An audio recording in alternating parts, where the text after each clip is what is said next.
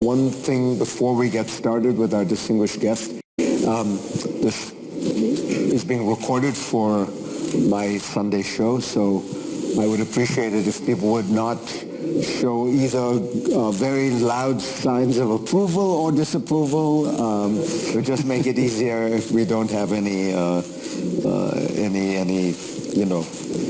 noise from the audience. It's a great pleasure to be able to do it, and so I hope you'll make it possible. Let's get started.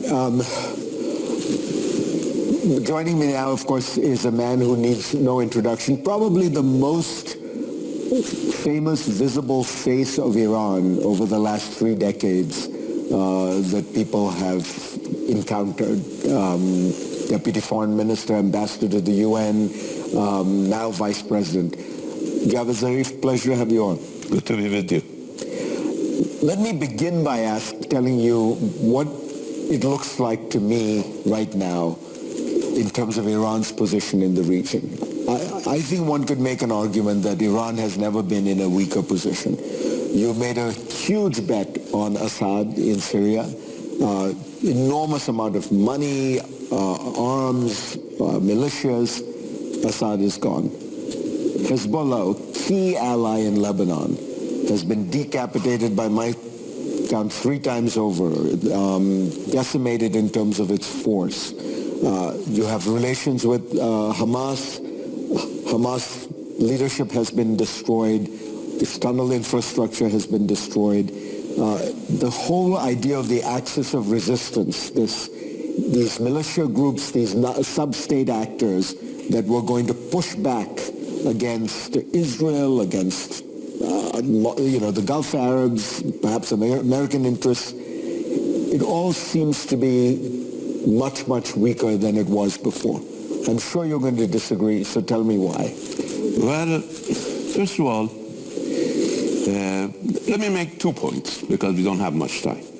First point, in 1982, if you can remember, Sharon invaded Lebanon, pushed all the way into Beirut, because in 78 he pushed all the way until the Litany River in order to prevent the Palestinians from firing into Israel.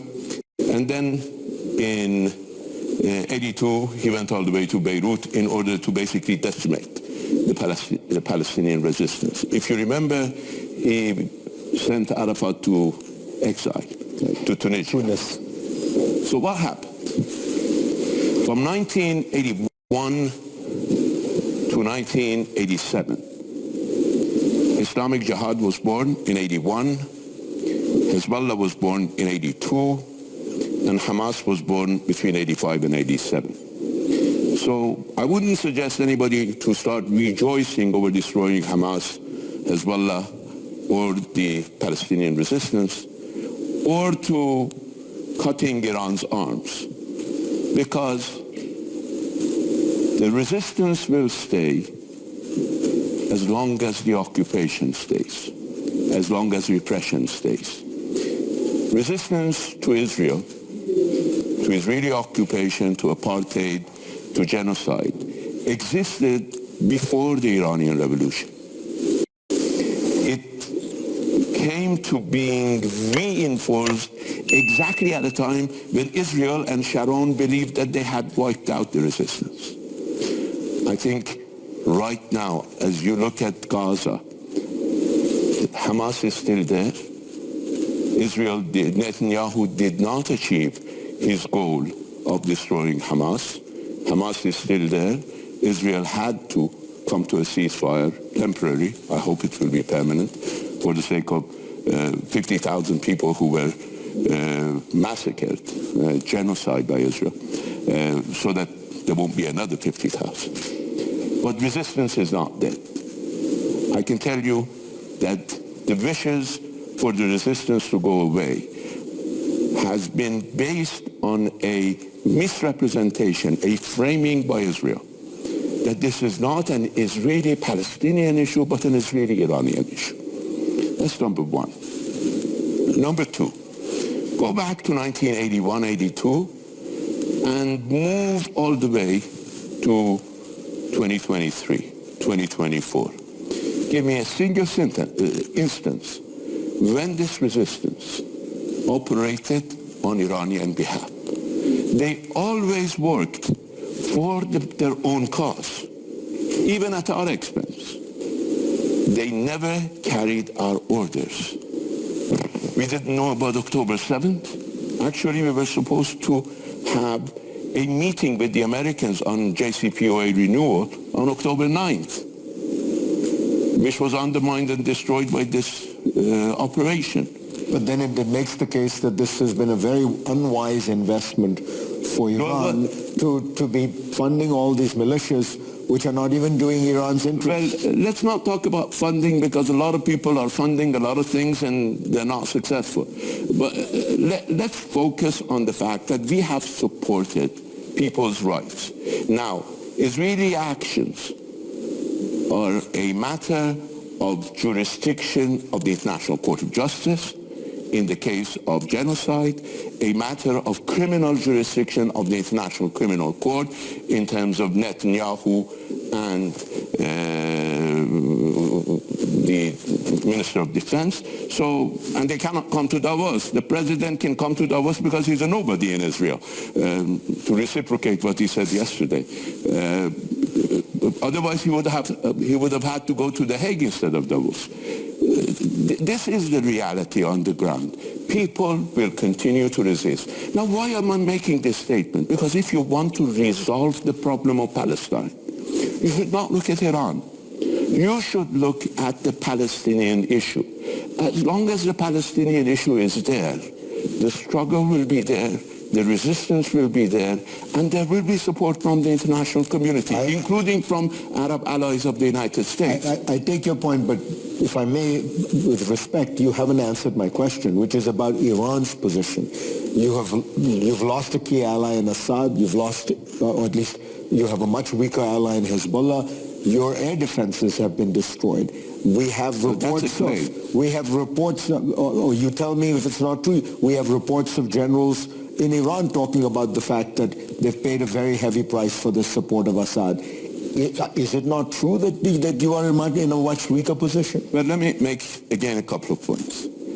We fought Iraq when we didn't have any air defense, when we didn't have any weapons, when the United States was providing Iraq with AWACS, when the French were providing Iraq with Exocet missiles and Mirage fighters, when Germany was providing Iraq with chemical weapons, when Britain was providing Iraq with Chieftain tanks, when Russia, Soviet Union at that time, was providing Iraq with MiGs and Scud missiles, when China at that time was providing Iraq with Silkworm missiles. We didn't have anything.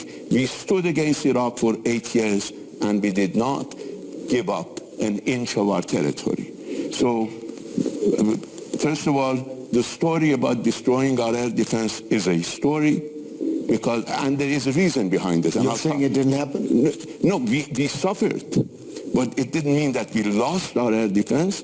And secondly, we have fought against a well-equipped army, equipped by everybody, when nobody was giving us any weapons for 8 years, and we didn't lose an inch of our territory. And that's something that didn't happen in Iran for 220 years. For the previous 220 years, we had lost every war in which we engaged.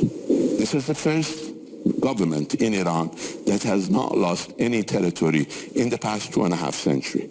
So we're not talking about a weak government, but I answered your question by saying that find me a single instance when these groups, which are, I think, erroneously called Iranian proxies, operated on our behalf. If they did not operate on our behalf,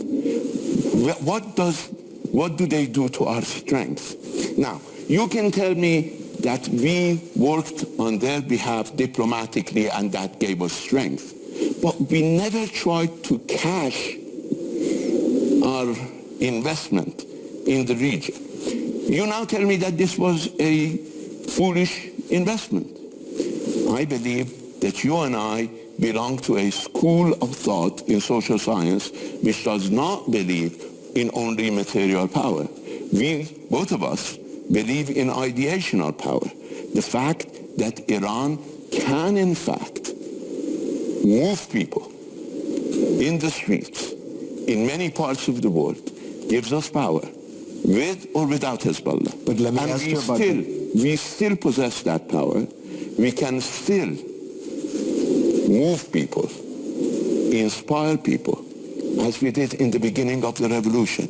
Now, it may not be as good as it was because we have our own failures domestically and we need to work on them.